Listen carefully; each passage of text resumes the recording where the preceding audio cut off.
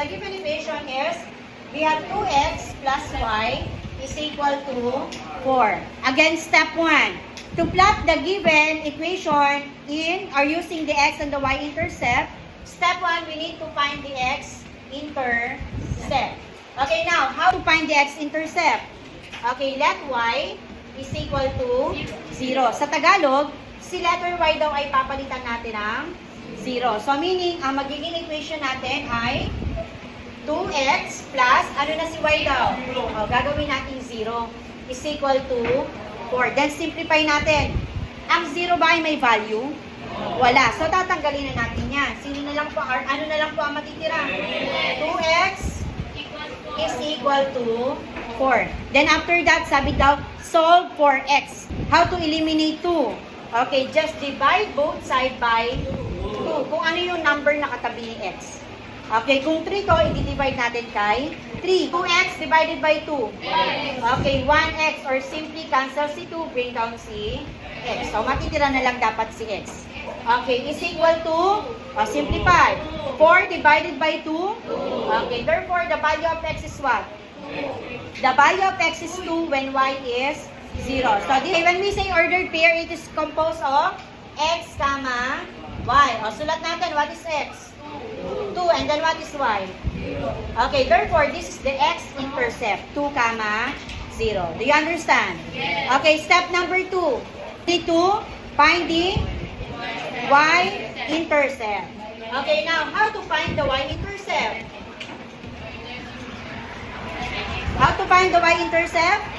Okay, by letting x is equal to 0. So, same procedure kung ano yung ginawa natin sa left side. So, since ang ating x ay may katabing 2 or may katabing constant or coefficient, we need to use parenthesis. So, this will become 2 times, ano si x na? 0. Then, plus y is equal to 4. Then, simplify. 2 times 0. 0 plus y is equal to, may value pa ba si 0? O, takpan natin. Sino ang natira? Y is equal to, ano yung number na katabi ni y? 1. Ibig sabihin, ito na yung exact value ni y. So, wala na tayong i-divide. O, what we're going to do now, write the x-intercept na. X, comma, y. O, what is x again? And then, what is y? Okay.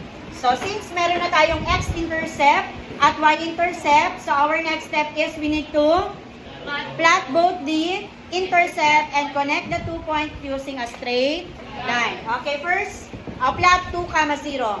So, start from the origin. Positive 2, right, left? Right. 1, 2, and then ano si y? Aalis ka pa ba dyan? Okay, therefore, this is the location of the first point, which is 2, 0. Okay, next, plot the second point. 0, 4. Start from the origin. What is the abscissa? 0. Aalis ka? No na. Then, proceed na tayo kay ordinate. What is ordinate? 4. Positive 4. Up, down. Up. 1, 2, 3, 4. So, this is the location of the second point. And then, after that, what is the? Okay, we're going to connect the 2 points using a straight line. Okay, so therefore, this graph is the graph of what?